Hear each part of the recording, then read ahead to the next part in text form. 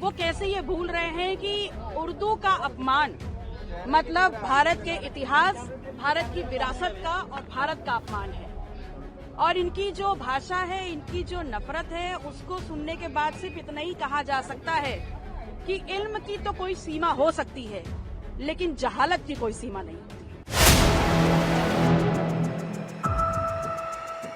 मुख्यमंत्री योगी आदित्यनाथ के कटमुल्लापन वाले बयान पर भड़की पल्लवी पटेल, बोली जहालत की कोई सीमा नहीं। मुख्यमंत्री योगी आदित्यनाथ जो अपने आक्रामक अंदाज की वजह से जाने जाते हैं, वो जब भी बोलते हैं तो विवाद खड़ा ही हो जाता है। कई लोग उनकी भाषा पर सवाल उठाते हैं, कहते हैं कि एक सड़क छाप वाली भाषा बोल रहे हैं मुख्यमंत्री योगी आदित्यनाथ। जी हाँ, एक बार फिर उन्होंने यूपी विधानसभा में ऐसा बयान दिया, ऐसी भाषा बोली जिससे सिर्फ उत्तर प्रदेश ही नहीं बल्कि देश भर में हंगामा मचा हुआ है। विपक्ष कह रहा है कि योगी आदित्यनाथ ने उर्दू की आड़ में मुसलमानों को घेरा है।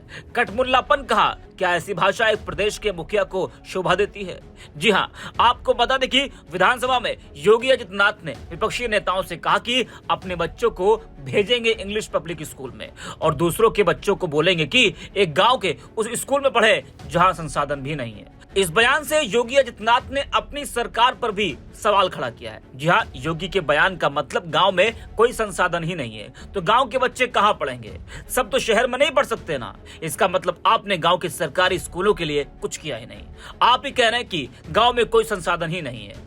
अब जिस तरह से यूपी में इस वक्त उर्दू पर घमासान मचा हुआ है, योगी आदित्यनाथ ने जिस तरह से कटमुल्लापन शब्द का इस्तेमाल किया है उस पर घमासान मचा है, उसको लेकर विपक्ष के तमाम नेताओं के बयान सामने आ रहे हैं। योगी के बयान पर अपना दल कमेराबादी के अध्यक्ष और शराथू से विधायक पल्लवी पटेल ने योगी और बीजेपी पर जमकर हमला बोला है।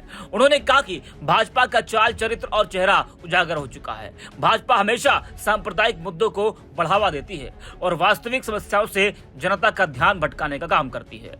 वो कहती है कि उर्दू जुबान भारत में जन्मी भाषा है। वो कहती है कि उर्दू का अपमान भारत का अपमान है। वो कहते हैं कि इल्म की सीमा हो सकती है लेकिन जहालत की कोई सीमा नहीं। जरा सुनिए पल्लवी पटेल ने क्या कुछ कहा है।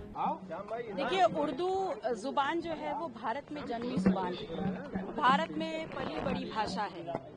और अजीब विडंबना है कि तथाकथित जो भारत के पैरोकार है वो कैसे ये भूल रहे हैं कि उर्दू का अपमान मतलब भारत के इतिहास, भारत की विरासत का और भारत का अपमान है। और इनकी जो भाषा है, इनकी जो नफरत है, उसको सुनने के बाद सिर्फ इतना ही कहा जा सकता है कि इल्म की तो कोई सीमा हो सकती है, लेकिन जहालत की कोई सीमा नहीं होती।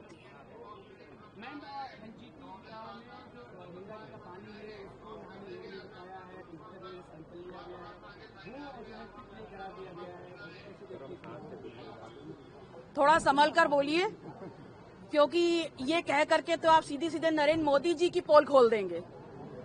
नमामि गंगे के नाम पर अरबों खरबों का घोटाला और उसके बाद गंगा को बेच दिया अडानी को।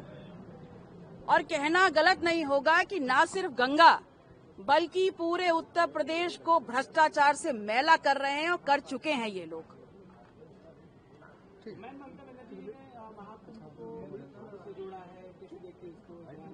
आज इसी पर रिस्ट्रिक्ट रखिए, बाकी आपके सवालों का जवाब बाद में दूंगी।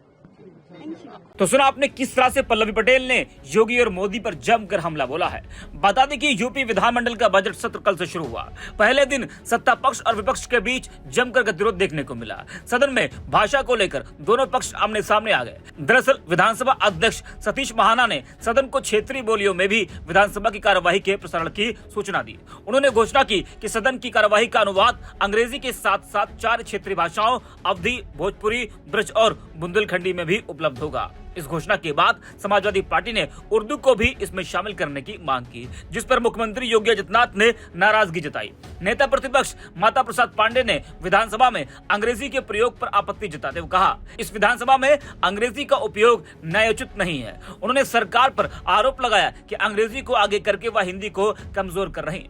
पांडे ने कहा कि अगर विधानसभा में अंग्रेजी भाषा का उपयोग किया जा रहा है तो उर्दू का भी होना चाहिए।